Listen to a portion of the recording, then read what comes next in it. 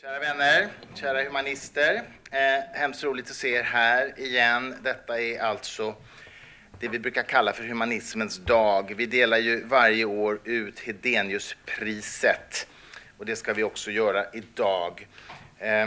Vi har delat ut detta pris sedan år 2000 och syftet är ju då att premiera eller uppmärksamma en person, en svensk medborgare som har verkat i Hedenius anda, det vill säga främjat humanism, rationalism och vetenskaplig kunskap. Och därför är det extra roligt att kunna dela ut det här priset till en person idag som faktiskt är svensk medborgare men inte bor i Sverige och inte talar svenska och som dessutom är internationellt hyllad av hela den internationella humaniströrelsen. Och ni vet ju alla att det är Taslima Nasrin som kommer få priset om en liten stund. Men det känns väldigt kul att vi kan ge det till en person som är internationellt hyllad av hela humaniströrelsen och som hela tiden reser världen runt och talar om vikten av sekulär humanism. Jag vill börja med att visa en 3-minuters film. Det är nämligen så att en indisk filmproducent har just precis i dagarna färdigställt en spelfilm om hennes liv. Så att hon är inte själv med i filmen, men hon spelas av en person som är med i filmen. Och den filmen utspelar sig delvis i Sverige, vilket är rätt roligt. Eftersom Taslima har varit i Sverige en hel del. Så att det är bara en trailer det här, men jag tänkte vi skulle inleda med den för att sätta lite stämning för det här. একদম বাড়ি থেকে বেরিও না কেন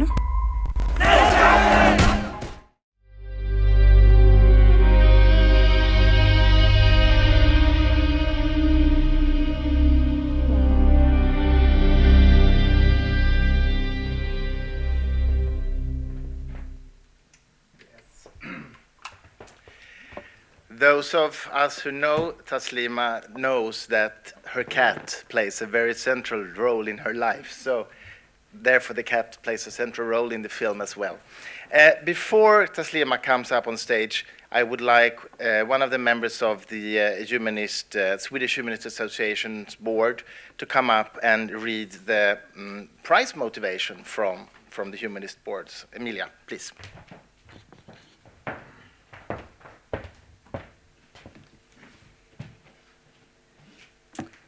Ja. Förbundsstyrelsen i Humanisterna har valt att tilldela 2014 års Hedeniuspris till Taslima Nasrin. Och så här lyder då styrelsens motivering. Läkaren och författaren Taslima Nasrin har under många år arbetat för kvinnors rättigheter och sekulära principer i den muslimska världen. Hon föddes och verkade i Bangladesh fram till 1994. Då hon tvingades på flykt undan dödshot. Hon lever med livvaktsskydd i New Delhi, Indien, men skriver och reser ständigt, trots riskerna, och föreläser om sin sekulära vision. För sina insatser tilldelas författaren Taslima Nasrin 2014 års Hedeniuspris. Och jag kommer även läsa motiveringen på engelska. The author and medical doctor Taslima Nasrin has for many years worked for women's rights and secular principles in the Muslim world. She was born in Bangladesh and worked there until 1994, when she was forced to leave the country because of death threats. She is now living in New Delhi, India, but is constantly traveling and lecturing about her secular vision, despite the risks. For these efforts, we have awarded Taslima Nasrin the Hedenius Award 2014. Taslima, please come up.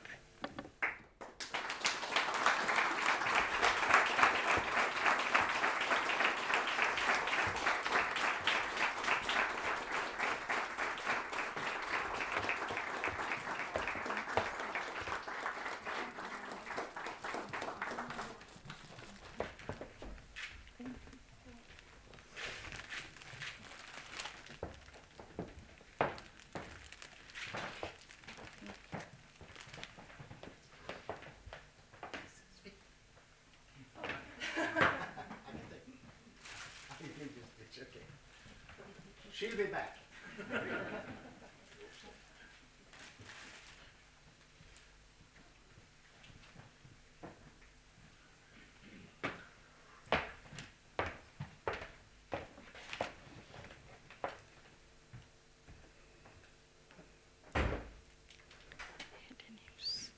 Thank you so much.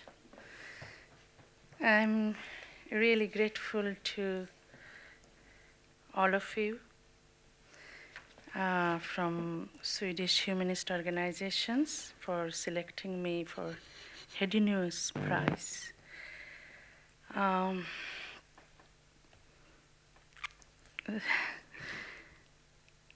I have a connection with Sweden, even though I am brown and look Asian, but officially I'm Swedish. The intolerance, fanaticism, and bigotry of Islamic fundamentalists forced me to leave my country, Bangladesh, where I was born and raised. I was forced to go into exile 20 years ago. After living in Europe for many years, I moved to India.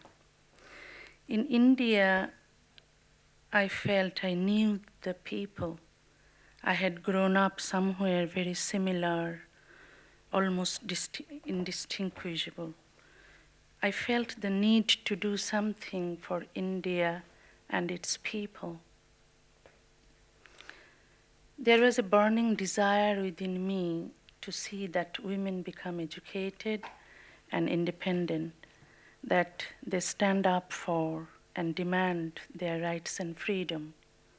I wanted my writing to contribute in some way to the empowerment of those women who had always been oppressed and suppressed.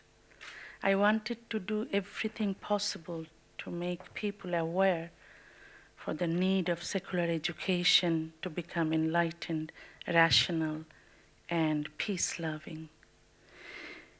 Even though I dream of a beautiful world where there will be peace and harmonious existence, I know there are people who wish to harm others, who want to make people suffer, those who oppose human rights, women's rights, the right to freedom of thought and expression.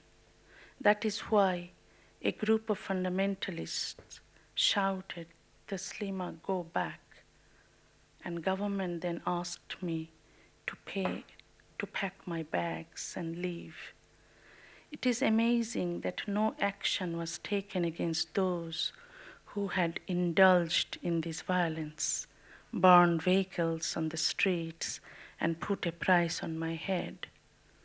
On the other hand, it was the victim who was tortured.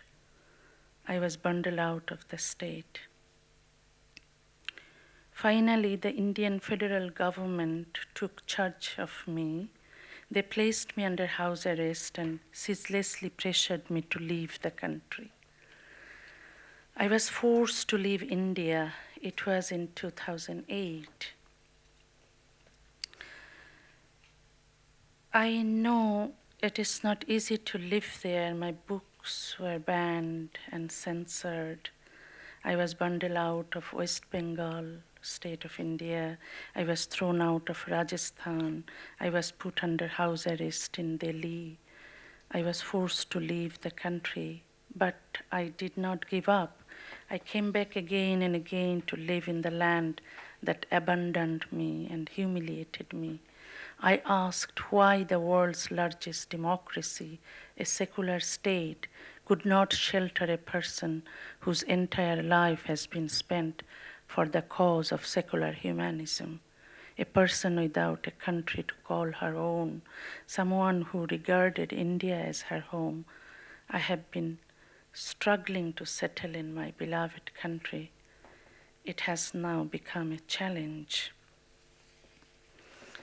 I believe in human rights, women's rights, freedom of expression, gender equality, secular humanism, and scientific rationality. These are unshakable beliefs. Inasmuch as I believe in my right to express my thoughts and opinions, I also believe in the rights of those who oppose my thoughts and expressions. They must individually have the right to express their thoughts freely, and so must I.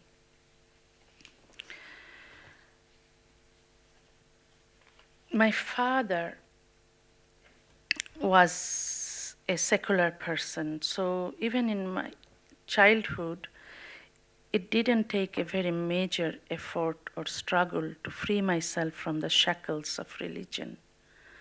But I had to struggle a lot as a woman to get human rights. One must realize that ours is a greatly patriarchal society. In my country, almost all married couples want male babies. For them, the most unwanted thing is a female baby.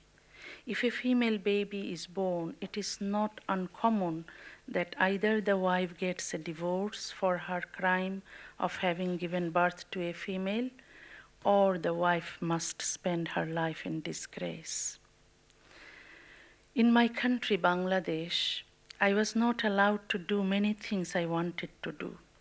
Just because I was a girl, I could not go outside to play football or cricket like my brothers, or swim in a lake or ride a bike.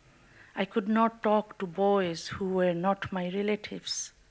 I had to stay behind the curtains where male guests came to our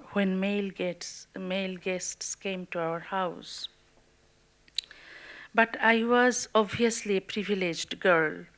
My father was a physician, a rationalist, and a man of science. He denied convention when it came to educating his children. Most other fathers were obsessed about getting their daughters married almost as soon as they reached puberty. My father did nothing like that. He wanted me to study medicine and become independent. When I was a child, my mother often forced me to read the Quran, but I could not understand the meaning of the verses that I read. Like other children, I was just parroting words. Our language is Bengali, not Arabic. It was impossible to know the meaning of the verses, for no matter how many times I repeated and memorized them, I had no way of knowing what I was saying. I was told that Allah wanted the Quran to be read in its original language, but this made me all the more curious to know the meaning of the verses.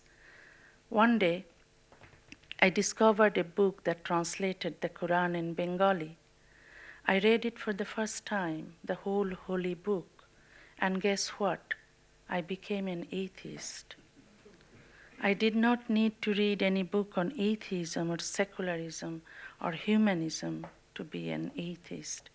I still believe that for the Muslims, the Quran is the best book that can inspire them to becoming an atheist.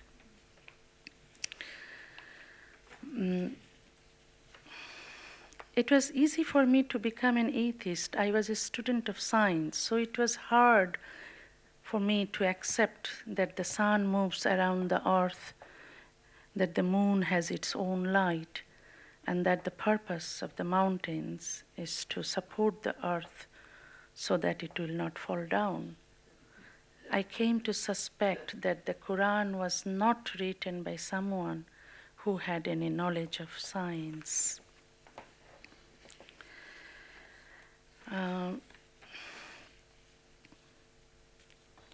It became clear to me that a man or some men had written the Quran for their own interests, for their own satisfaction, for their own pleasure.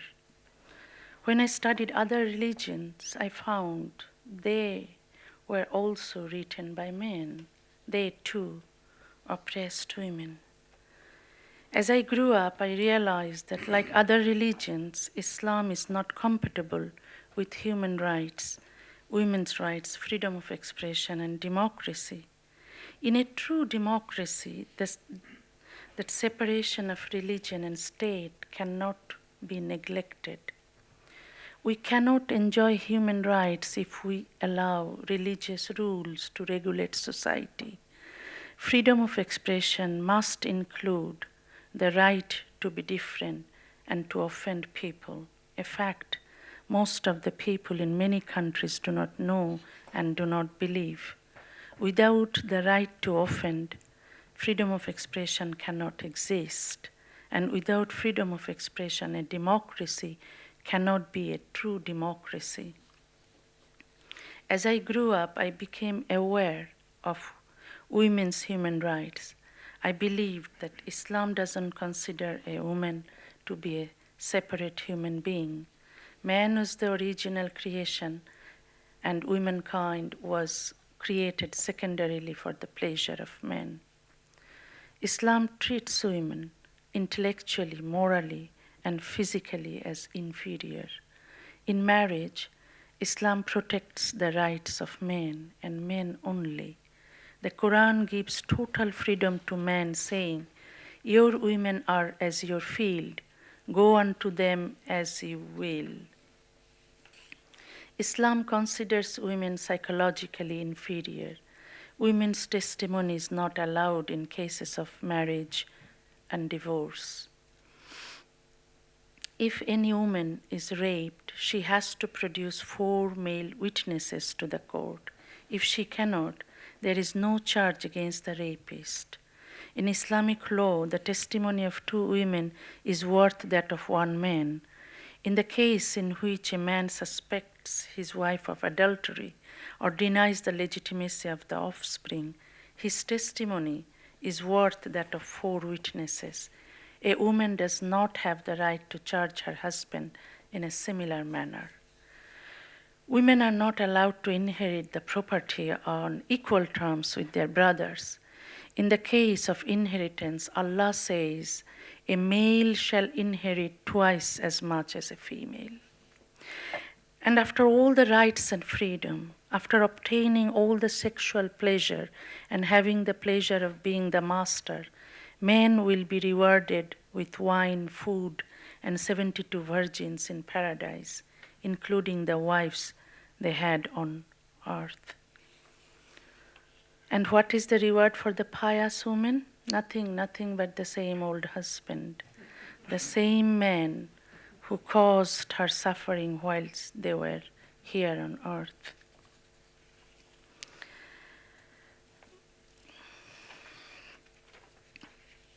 I am a writer. My book started getting published in Bangladesh in late 80s.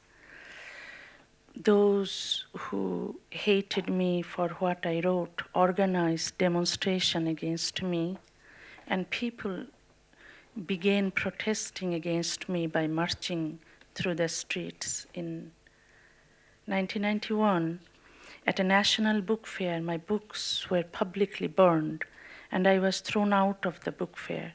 I was not even allowed to visit the book fair anymore because the fair's leaders said my books were causing the problem.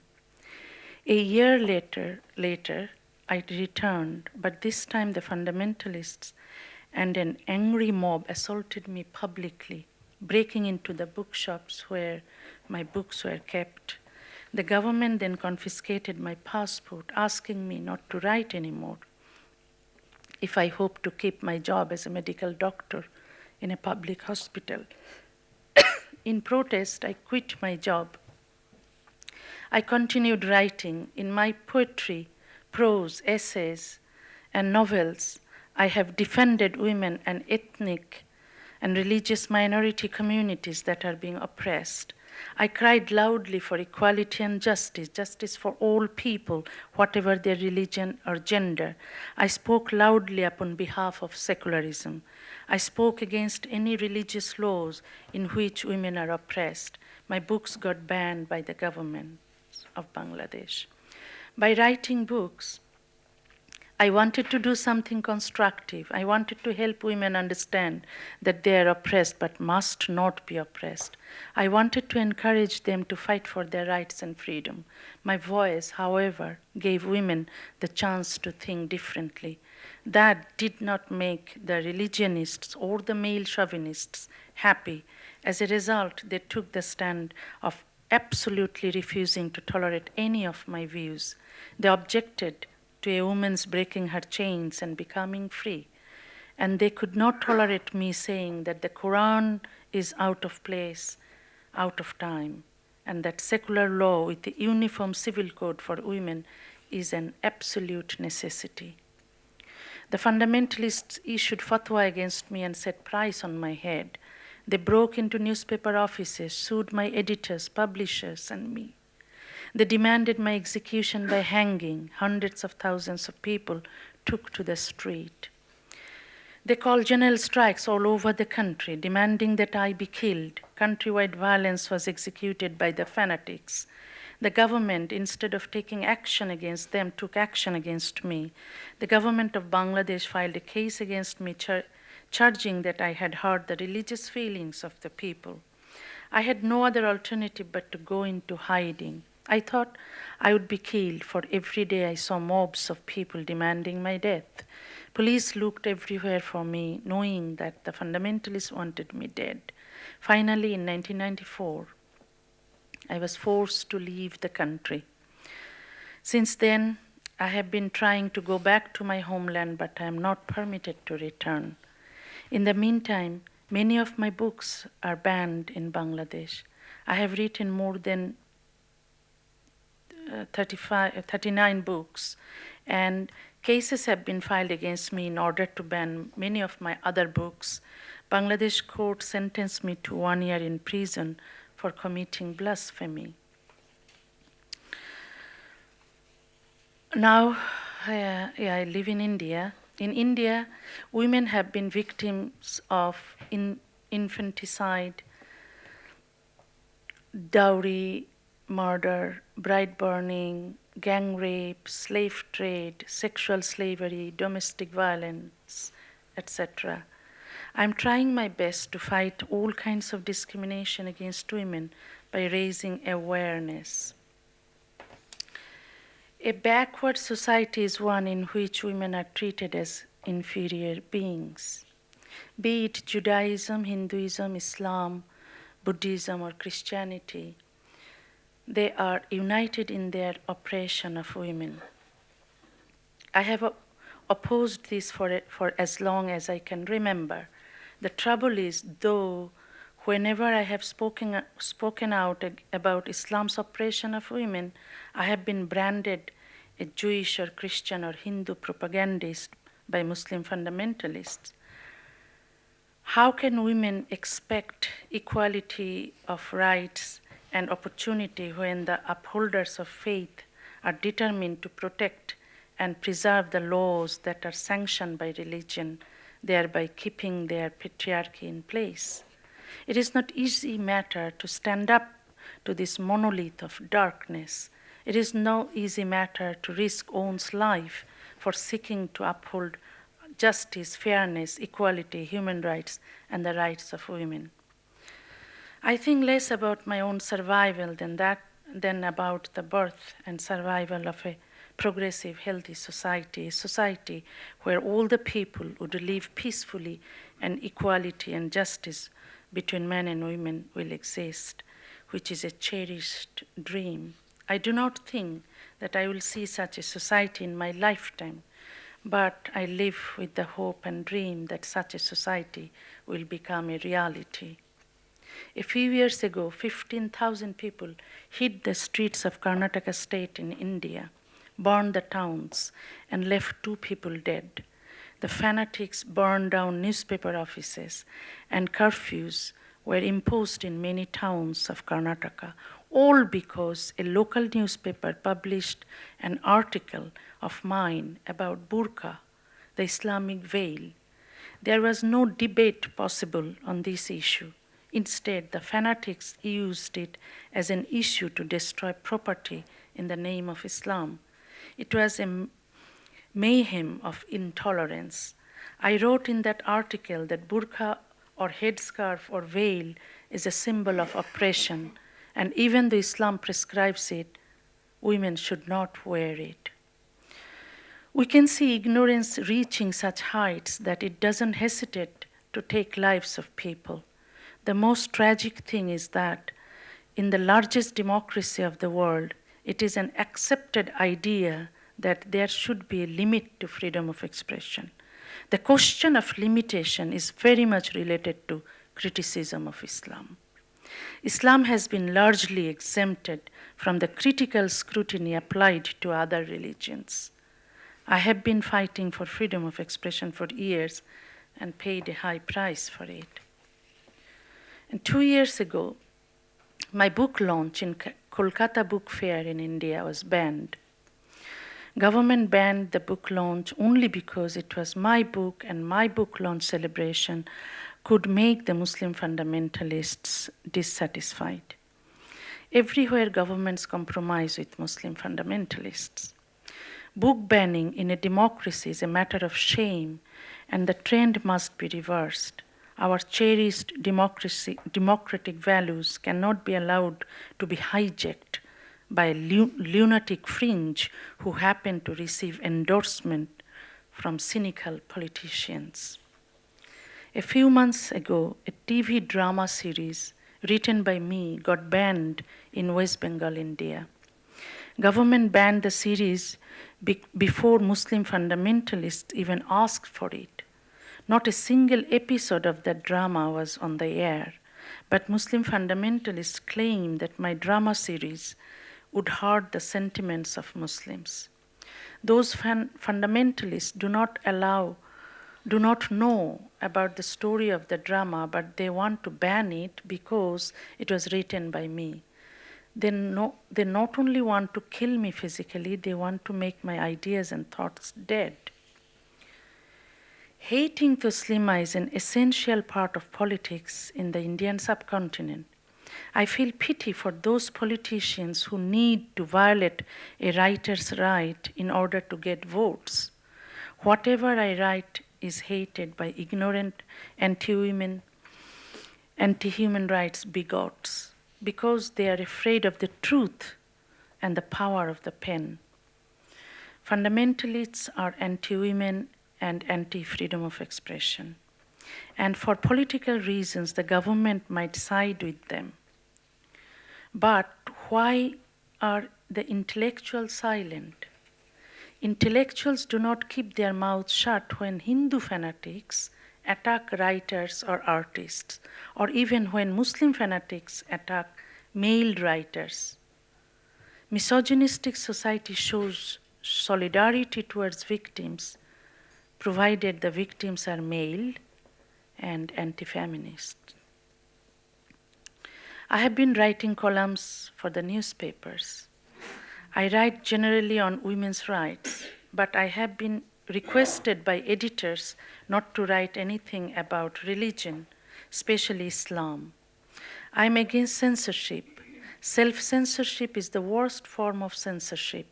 In countries where freedom of expression of writers, artists, and filmmakers get constantly violated, they self-censor themselves. Such societies are bound to become sick. Come what may, I will never censor myself. Authors should have the right to write whatever they like. Everyone should have the right to offend people. That I believe that without the right to offend, freedom of expression doesn't exist. Nobody should have the right to spend his or her entire life without being offended. Freedom of expression is necessary for the people who think differently. I believe if free speech means anything at all, it means the right to tell people what they do not want to hear. Without hurting the sentiments of misogynists, obscurantists, conservatives, you will not be able to bring a change in society. Throughout history, always some people's sentiments were hurt when society was about to change. Should we care about their sentiments, or should we help society to evolve, to make the world a better place? I feel sad when I see democratic governments denying people's freedom of expression only to protect the sentiments of those who don't believe in democracy. In the subcontinent, we should fight for the abolition of the old British anti-blasphemy law. which are used to ban books, harass and imprison authors. Free speech is universal. There is no such thing as national free speech or international free speech, like there are no such things as Islamic human rights or Western human rights. Like free speech, human rights are universal.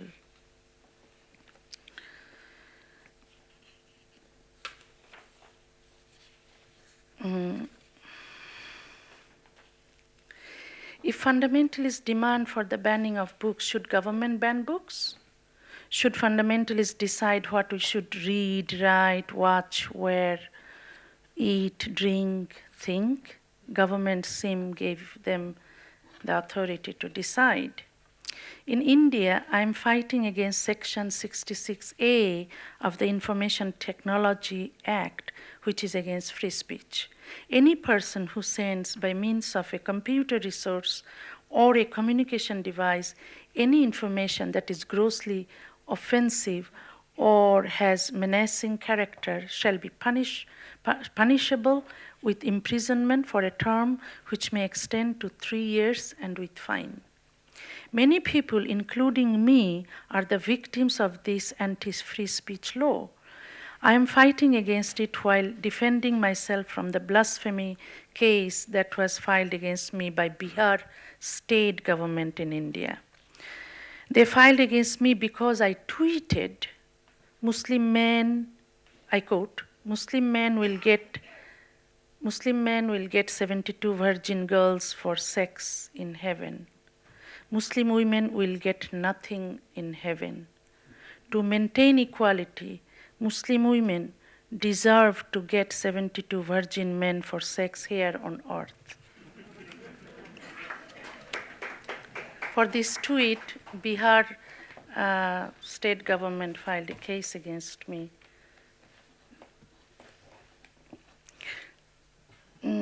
I'm also fighting against Uttar Pradesh UP government in India, who filed a case against me under Indian Penal Code 295A and Section 66A of IT Act. It is also because of my tweet.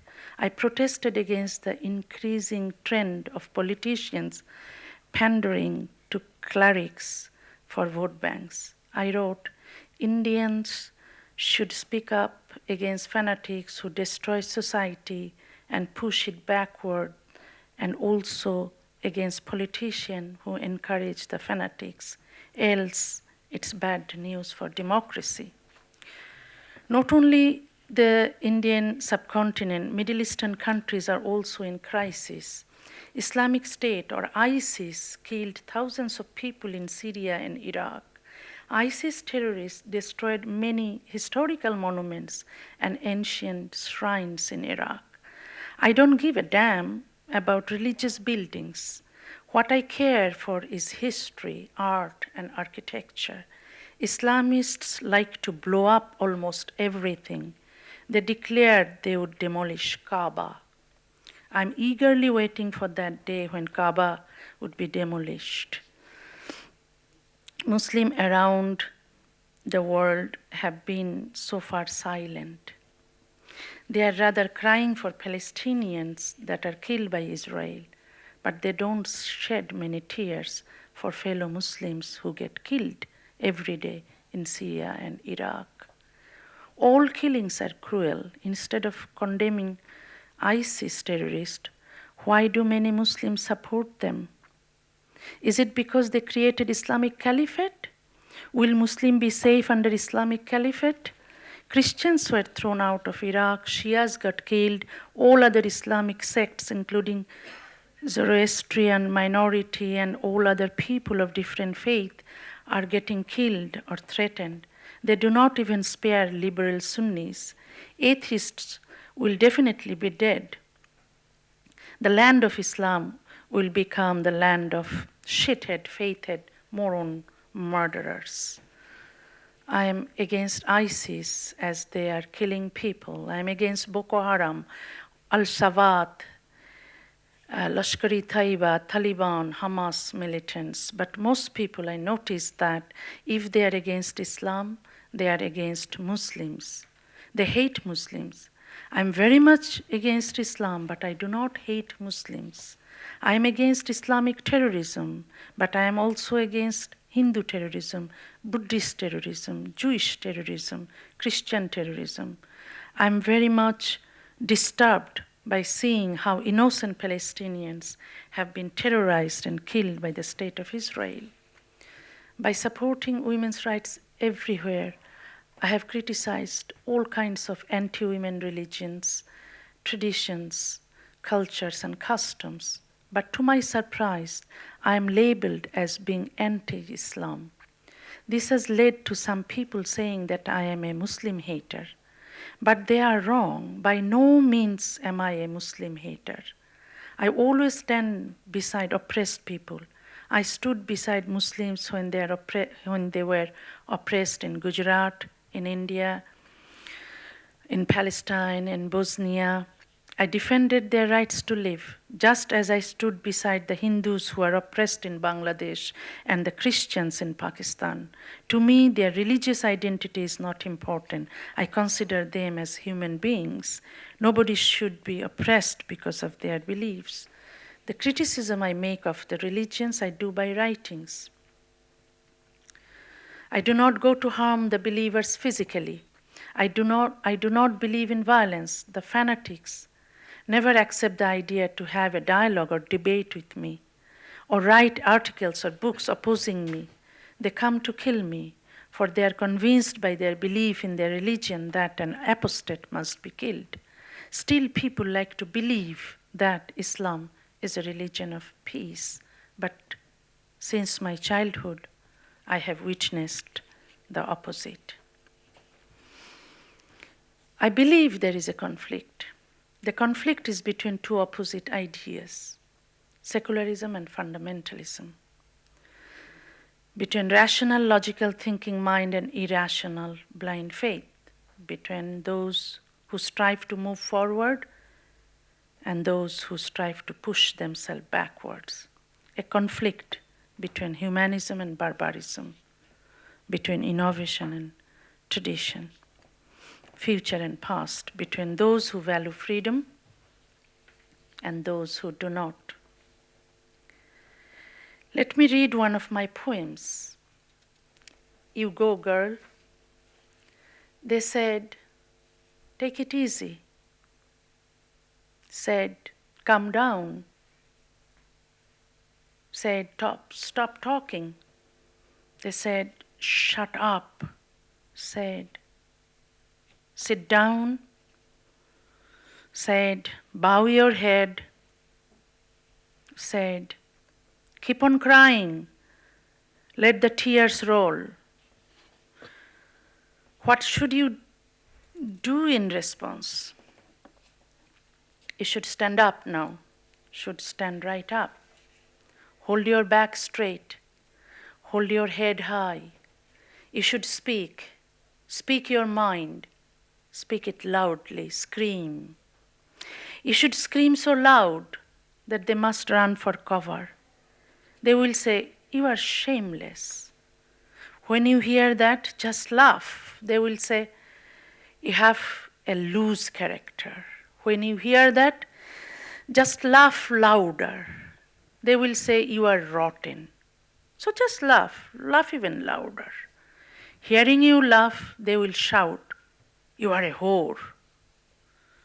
When they say that, just put your hands on your hips, stand firm and say, yes, I am a whore. They will be shocked. They will stare in disbelief. They will wait for you to say more, much more. The man amongst them will turn red and sweat. The women amongst them will dream to be a whore like you. Speak on behalf of justice.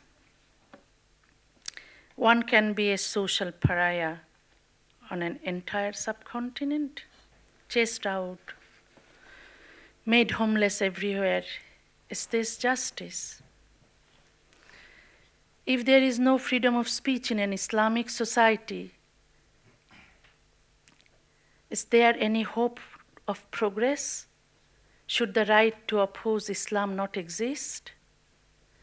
If an Islamic society does not challenge fundamentalism within itself, are we to assume that the notion of moderate or progressive Muslims is but a pretense? How many moderate Muslims have opposed the numerous fatwas that fundamentalists throughout the world are handing out? How many moderate Muslims have opposed the heinous acts of cruelty being perpetrated on people by fundamentalists?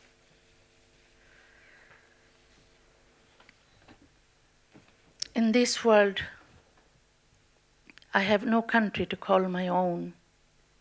The country where I was born and raised has abandoned me. I'm left with memories of a land and people that are intrinsic parts of my being, whose language and culture molded me. It has been 20 years now, more than 20 years, that I have not been allowed to return to my country. Even when my mother was on her deathbed, the Bangladesh government told me I could not return. A few years later, when my father lay dying, I begged, pleaded, and cried to be allowed to see him, if only for 2 days. The government refused to permit me to enter my country. Sometimes I feel that I have no home, but also I feel that I have a home that consists of a family of people, men as well as women, who bravely oppose the force of darkness and ignorance. They are my true home. The hearts of people are my home and my country, my only safe haven, my shelter and my refuge. People, you who are atheists, feminists, rationalists, secularists, humanists who support me, sympathize with me, express solidarity towards me, you, every last one of you, you are my home, my country. Thank you very much. Tack så mycket.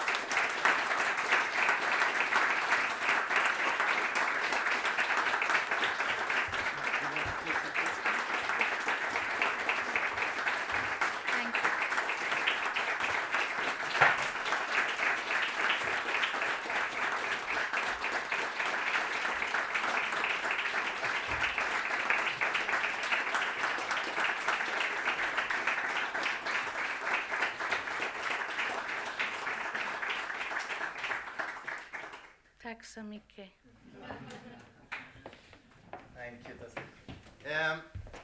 Thank you very much, Taslima, for that wonderful speech. And first I want to tell you that I just got an SMS from the new Swedish Minister of Migration and Justice congratulating you to this prize.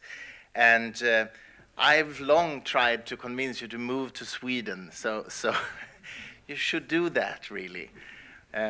Actually, this morning when I met you with my 5-year-old son, he said, does she not live in Sweden? No, she doesn't. And I said, she doesn't speak Swedish. And he said, why doesn't she speak Swedish? Everyone else does. And I said, no, everyone else does not speak Swedish. And then he said, but it doesn't matter because you speak her language. And that is true. So you could move to Sweden. Many sentences. Yeah. One of them is "Jag älskar dig." That's a good sentence. That's a good sentence. Thank you so much, Taslima. I'm very glad that you could come this weekend to Sweden. I know you're going back tomorrow morning, actually. And thank you all for coming. Tack för att ni kom allihopa. Vi avrundar helt enkelt där idag. Tack ska ni ha.